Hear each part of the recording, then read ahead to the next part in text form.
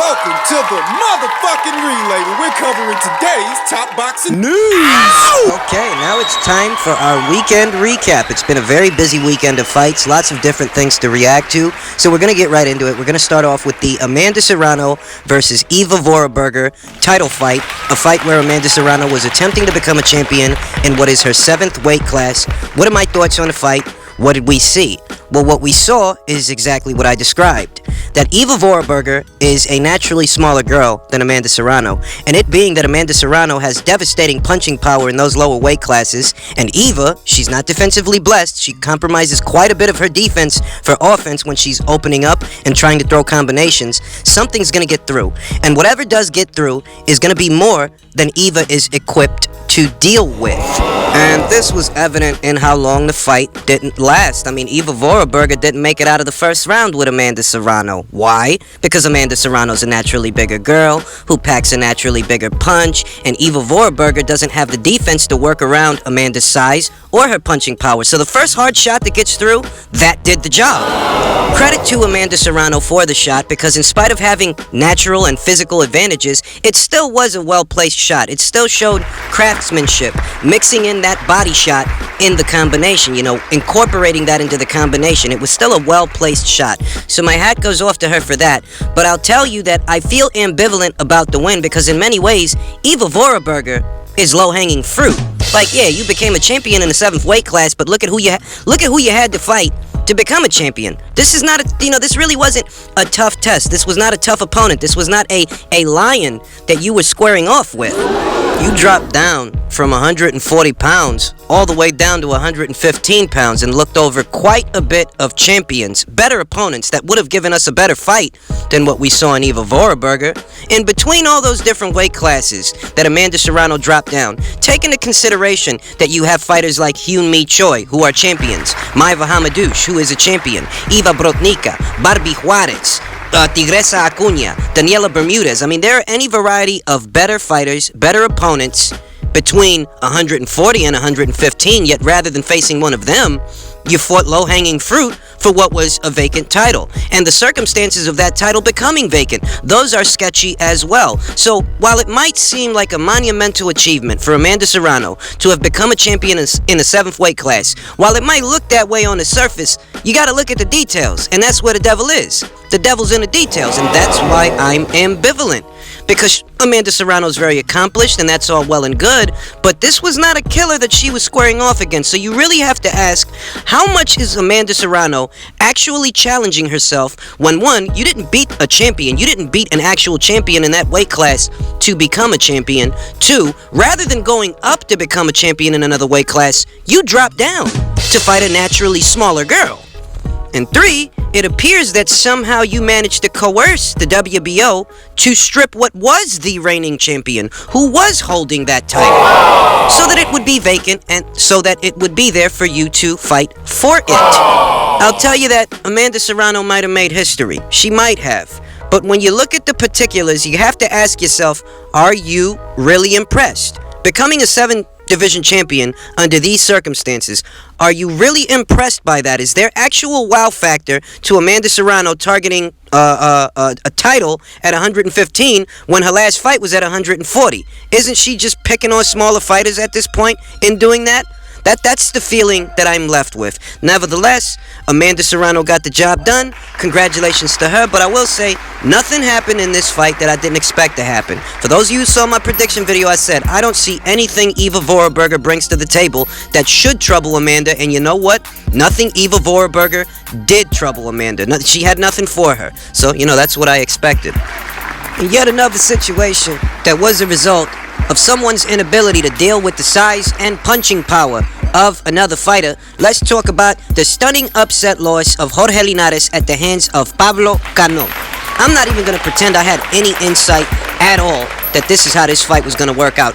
To me, it looked like a gimme fight. To me, it looked like a experience fight for Jorge Linares at 140 pounds. It seemed like an entirely winnable fight for what was a 3-division champion. But in this fight, what we saw, regardless of what we expected, because I don't think anybody expected that Jorge Linares would go out like that, what we saw was a lack of punch resistance. Was that Jorge, it just looked like at that weight, he had hit his ceiling, and he's showing a severe inability to deal with the punches that get through. Understand that Pablo Cano does not represent the best and brightest at 140 pounds. For Christ's sake, he's not even one of the bigger guys there. So it's not just, oh, well, this guy is so massive. Rather, it's Jorge's not built for this weight class. He's not fit to fight here. Because what punches do get through, and punches are always going to get through. It's a boxing match. You can't get out of the way of all those punches. There's always going to be something that does get through. And there's a level of physicality involved in that you don't got to have Gennady Golovkin's chin, for example. It doesn't have to be that extreme.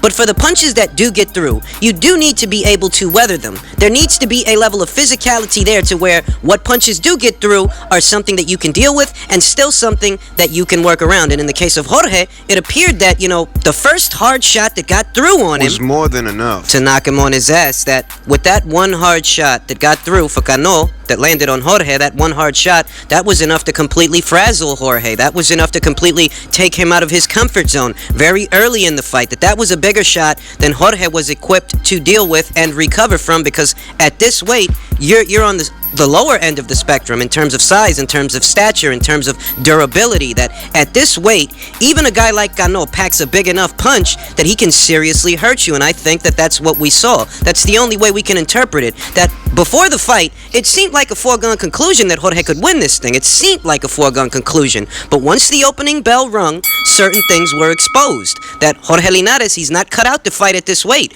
Because if that weren't Cano, just imagine if that were a Regis Prograis, or a Josh Taylor, or a Ryan Martin, or just one of these other guys that are much bigger. They're bigger guys than Cano, who exhibit better skills than Cano. If Cano can do that to you, I can only imagine what those guys would do to you, because not only do they have that same kind of size advantage, but they're far more skilled than the guy that's trouncing you in the ring. So there are questions as far as the future of Jorge Linares.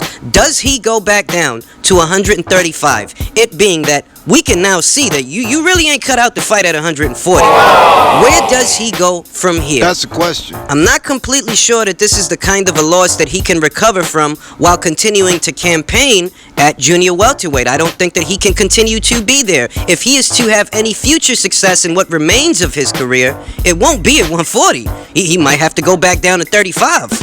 A few hard shots and several knockdowns later, Jorge Linares doesn't make it out of the first round with a guy who most of us picked to beat him. I mean, I didn't see anybody picking Cano to upset Jorge Linares. Most of us were of the opinion that this is a winnable fight for Jorge. And when the fight actually took place, it was anything but winnable. So, it was a stunning upset. I didn't see it coming. I'm not even going to pretend that I had the slightest insight into that fight working out the way that it did. But it being that it worked out that way, there are serious questions as to what the future is for Jorge Linares. I have to admit that that's the one fight of this weekend's fights that I got wrong, and I got really wrong. I really wasn't expecting that to happen.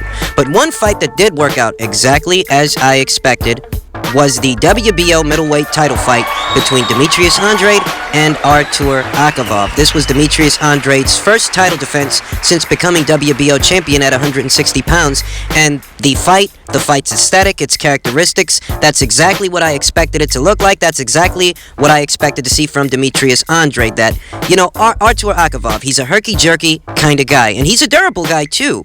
And the same is true for Demetrius. The same is kind of true for Demetrius Andrade in that he's a fidgety kind of guy. These small nuances, these herky-jerky movements, these slight twitches, feints, and small steps that he takes, forwards or backwards, they are all the difference in controlling the action in the fight and where the fight is taking place. And this would be enough to completely disarm what was a smaller Artur Akavov. That what Artur Akavov wants is to work mid-range to inside to land interesting punches. But since Demetrius Andrade is the taller fighter in the fight, and he knows how to be elusive, he knows how to be mobile, and he's very quick, Artur Akavov's not going to be able to get much done out there. And as the fight was wearing on, that's what we saw. That, Demetrius Andrade is landing a multitude of jabs on Artur Akavov. Artur is, trying to jump in and getting caught, then going back outside, bouncing out of range. And this was just repeating itself to the point where Artur is not mounting any real kind of an offense. He's losing these rounds consecutively. Why? Back to back. Not a hard fight to score at all. Nope. The only hiccup in my prediction, if that's what you want to call it, was that bizarre stoppage. Like, at that point in the juncture, stopping the fight at that point, it seemed like a bit of a redundancy. Like, you might as well let the fight go on. Artur's not on Queer Street. He's not any worse for wear than he has been round by round, so why stop the fight now? That's the only thing I got wrong, because I predicted that Andrade would win a decision, that he would win on points, but with that stoppage, kind of changes things a bit. The thing is, was the stoppage actually warranted? That's what I'm left thinking. That did he really need to stop the fight at that point in the fight? Like, the fight's almost over. You might as well let it play out. Like, what do you want to do? You want to go home early? You got somewhere better you want to be? I don't know what the ref was thinking. Nevertheless, there's not too much to reflect upon when it comes to that fight, because that actually worked out as I expected. The most I can say is this kind of a performance from Demetrius Andrade. It's not the kind of performance that entertains a lot of people, because a lot of people want to see action fights. They like seeing action fighters, and they like seeing knockouts. They seldom appreciate the craftsmanship it takes to control a fight the way that Andrade controlled this fight. But I'll tell you something, that whether or not you're entertained is no measure for how skillful Demetrius Andrade is. That this guy can prove to be a very difficult opponent for just about anybody and everybody in the middleweight division. That whether or not you like what you're seeing, whether or not you're entertained, whether or not you're bored, that shit is besides the point, because this guy is highly skilled, and you can either appreciate it or not appreciate it, but at minimum you have to acknowledge it, that this could be a very difficult fight for a Daniel Jacobs, a Canelo Alvarez, a Jamal Charlo, a Gennady Golovkin, a Billy Joe Saunders. That Demetrius Andrade has enough working for him physically and tactically that he would be a difficult opponent for just about anybody, whether he entertains you or not. And that's what I walk away from this fight thinking, that, he exhibited a lot of skills, and everybody's not going to appreciate that shit. But that doesn't change the fact that he is one of the more skilled and well-rounded fighters in the entire weight class, and he successfully defended his world title. So congratulations to him. And that takes care of Friday night's fights. We then move on to last night's fights. The fight between Badu Jack and Marcus Browne. A fight where I predicted that Marcus Browne would win on points, it being that Badu Jack is a notoriously slow starter. I mean, that's not even just an opinion that I have. Most people who are familiar with Badu Jack, they know.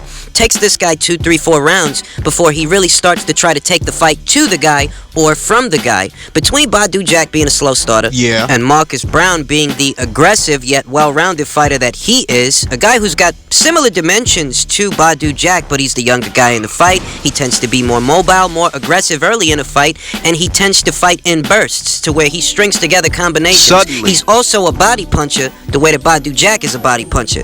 Between all of those particulars, it seemed to me that Marcus Browne was going to be able to gain a comfortable lead very early in the fight. But particular to last night's fight, you'll notice that yes, Marcus Browne was able to gain a comfortable lead very early in the fight, but you'll notice that he also regularly made a concentrated effort to mix in body shots with all of his combinations. He regularly went there, and the way that I think that affected Badu Jack is, it's one thing to be a slow starter, right? You're not really going to get into this fight till maybe round 4, round 5. Right. But it's another thing when you've got a guy targeting your midsection while that's going on. So that creates a situation to where you may not even have the energy reserves to find your way in the fight where you normally would, because not only are you a slow starter, but this guy's been trying to take the wind out of you for the past 3, 4 rounds. So by the time you do try to mount an offense, you're a little bit more tired. He took a little bit more out of you, and you're becoming frustrated. So frustrated that Badu Jack, if you'll notice, he started charging Marcus Browne head first. And charging Marcus Browne head first is what resulted in that bloody gash above Badu Jack's, eyes, on his forehead. That's how that happened. I think that him charging Marcus Browne the way he was charging him was the result of frustration, that, you're really not winning this boxing match, and you're running out of steam, you're running out of energy, so you need to get you need to get as close to this guy as you can so that you can start landing something meaningful, because right now you're losing, and you're losing wide. That, he was already losing before the gash. After the gash, his visibility is impaired, his face is a bloody mess. Tony Weeks, there's blood all over this guy's shirt. I mean, this guy looks like he was fighting walkers with Rick Grimes on Walking Dead or whatever. It was a mess. Between already being in the hole several rounds and then getting that gash over his head, impairing his vision, further hindering his ability to get back into this fight. This fight to me was not hard to score at all, wasn't hard to understand. Marcus Browne has several tools. You know, he's not just an athletic guy that's relying on physical gifts. This is a guy that can box. This is a guy with a varying attack that goes from the head to the body. He's got very good mobility, very good strides. This guy can slide out of range and be well outside of the pocket after doing the business. He can piece you up, get the hell out of there, start over. So I'll say that the aesthetic of the fight and its characteristics, for the most part, that's what I expected to see. But the head clash, that was a bonus. That really set Badu Jack something that, you know, now you got to try to fight this guy and you can barely see because there's blood all over your goddamn face. It's getting in your eyes. I mean, I think the ref should have stopped the fight. If the ref in the Akavov versus Andrade fight felt so inclined to stop that fight, why the fuck didn't Tony Weeks feel so inclined to stop this fight? It's clear that Badu Jack's got nothing left. There's no reason for him to take any further punishment in a fight that he's clearly losing. I did wonder about that. Why didn't Tony just stop the fight? You know, nevertheless, I predicted that Marcus Browne would win on points. That's what he did. Congratulations to him in collecting what is now the biggest, most recognizable, and most skilled scalp on his entire resume. Congratulations to him. And finally, on to what was last night's main event, the fight between Manny Pacquiao and Jack-Browne. A fight where, once again, Jack-Browne barely put up a fight. Once again. And this wasn't a hard fight to predict at all. You know, I saw people running around saying things like, oh, it's a 50-50 fight. And they were asking, you know, several boxing pundits, boxing professionals, some celebrities, how they saw the fight. It gave the air that these guys are trying to tell you that this is a closer fight than it actually is, where I made up my mind about this a long time ago. And those of you who saw my prediction videos and all the conversations, all the talking points I made leading up to this fight, those of you who follow this channel already know I made up my mind about this fight a long time ago. That Jack-Browne, characteristically against busy fighters that throw a lot of punches, that's his kryptonite. That Adrian is looking for a photo finish, Kodak moment punch, and that punch is not going to come. So you need to do some more to win these rounds, because right now what you're doing is giving them up. You're giving them up looking for a picture-perfect punch that simply isn't going to happen. And that's what happened last night. Adrian's looking to work off the counter. He's looking, essentially, he's letting Manny set the pace and the tempo of the fight because Manny is getting off first. You're trying to work off what he is doing, but in that way, you're letting him initiate the exchanges. You're letting him get off first, looking to counter what he's doing, but Manny still has some speed. He still has a higher work rate than Jack-Browne. So while Manny's doing this, Jack-Browne is left unable to mount an equal and opposing offense. You just keep looking for that perfect punch and the opportunity don't come. Sorry. That gives the boxing fans that are in attendance, those watching at home, and the judges that are scoring the fight, that gives them the impression that Manny Pacquiao is not only the ring general, controlling things, but he is in fact showing the more effective aggression because he's throwing more than you are and landing more than you are. I mean, you really can't even give Jack-Browne, you know, effective defense. You know, the 4 points that you score a round by. You can't give him defense because you're getting hit more often than he is. So how could we give you that? The ring general, the effective aggression, defense, and clean punching. All of that would go to Manny round by round. I mean, this was a painfully easy fight to score. So I don't even have a lot of thoughts about it because it worked out almost exactly as I predicted. I just thought that maybe Manny will accumulate enough damage against what is a very inactive Jack-Browne that he may be able to hurt him, get him out of there. And he came close. There was a shot that got through that had Jack-Browne looking like he was in trouble. But, you know, ultimately, the fight itself, the characteristics of the fight, the aesthetic overall, it's exactly what I expected because that's what Jack-Browne has been showing us year by year, fight by fight. So I have very few reflections about the bout. Manny Pacquiao, even today, is still a very busy action fighter, and that's the exact kind of fighter that has always given Jack-Browne problems. So I'm hardly surprised that Manny practically shut him out. It's pretty much what I expected. What did you expect?